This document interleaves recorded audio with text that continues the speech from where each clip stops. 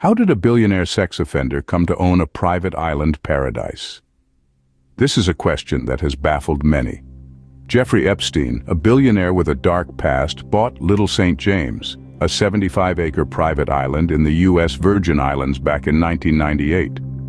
For around $8 million, Epstein had himself a secluded haven far from prying eyes. But he didn't stop there. Epstein undertook extensive renovations on the island, creating a luxurious hideaway that would rival many a five-star resort. A mansion was built, along with terraces, cottages, and beach houses. Swimming pools were dug, docks were constructed, even a helipad and a tennis court were added to the property. One particular structure, a blue and white striped temple, sparked speculation. Some say it was a private study, others a music room. Epstein's island was more than just an opulent getaway. It was a place where he could entertain guests, celebrities, scientists, members of royal families, all arriving on his private jets, then shuttled to the island on his helicopters. But the island was more than just a lavish retreat. It was a sinister playground. What was the real use of this island, hidden away from the public eye? Upon first glance, Little St. James, this 75-acre private island in the U.S. Virgin Islands, appears to be a paradise. But under the guise of its lush greenery and luxurious amenities, a chilling narrative unfolds. The island was owned by the infamous Jeffrey Epstein, a billionaire with a predilection for the perverse. Allegations surrounding Epstein's use of the island paint a picture far removed from paradise.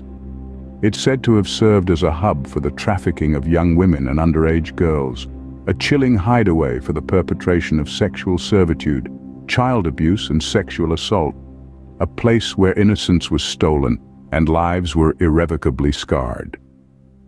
Epstein's frequent visits to the island were often accompanied by the presence of young, attractive women, raising eyebrows and suspicions. But perhaps what's more unsettling is the high-profile guests who were privy to Epstein's secluded sanctuary. Celebrities, scientists, even members of royal families were known to have been shuttled to the island on Epstein's private jets and helicopters. As the saying goes, money talks, and in Epstein's case, it whispered dark secrets in the ears of the elite. Adding to the island's enigma was a blue and white striped structure colloquially referred to as the temple. Theories around its purpose abound, with speculations ranging from a private study to a music room. But considering Epstein's nefarious activities, one can't help but wonder if the temple served a more sinister purpose. The island was a fortress of secrets, a haven for the elite and a nightmare for the innocent. What happened when Epstein's dark secrets were exposed? The tides turned against Epstein in 2008, when he was convicted of soliciting an underage girl for prostitution. However, it wouldn't be until a decade later that the full extent of his monstrous actions would be brought to light. In July of 2019, Epstein was arrested again, this time on charges of sex trafficking of minors in Florida and New York. The spotlight was now firmly on Epstein, and the secrets of Little St. James began to unravel. Investigators uncovered the horrifying truth of the island. It was not just a luxurious retreat, but a sinister lair where Epstein and his associates exploited young women and girls.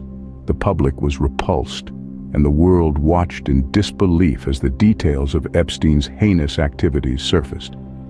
But Epstein would never face a court of law. In August of 2019, he was found dead in his jail cell, an apparent suicide. The man at the center of the scandal was gone, but the repercussions of his actions were far from over.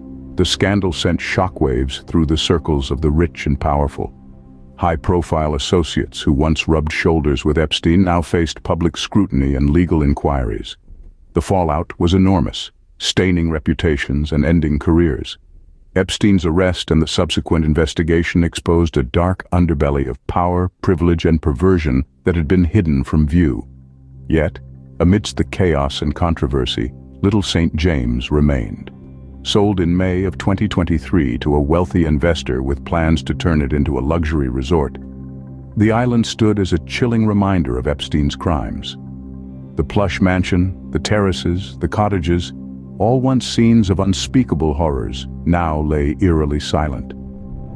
Epstein's empire crumbled, but the island remained, a symbol of his crimes.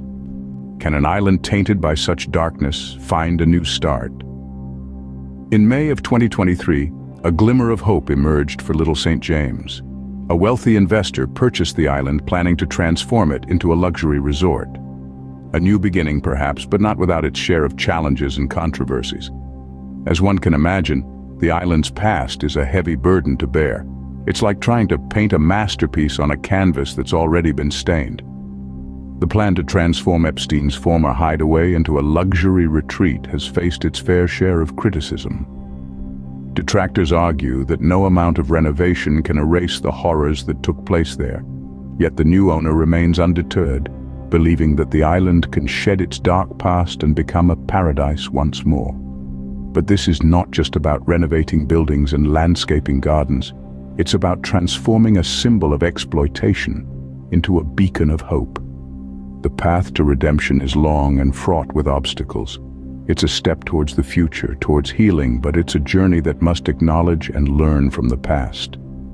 Little St. James is trying to move on from its tainted past, but the shadows of Epstein's crimes still linger.